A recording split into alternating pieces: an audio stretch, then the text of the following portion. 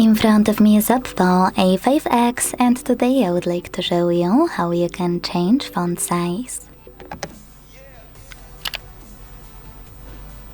Begin by opening Devices Settings and tapping on Display and Brightness right away.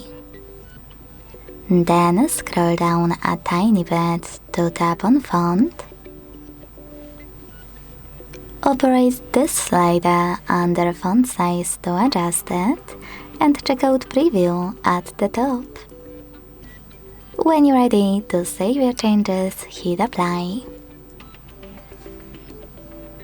Thanks so much for watching. If you enjoyed this video, don't forget to leave a like, comment and subscribe. Bye!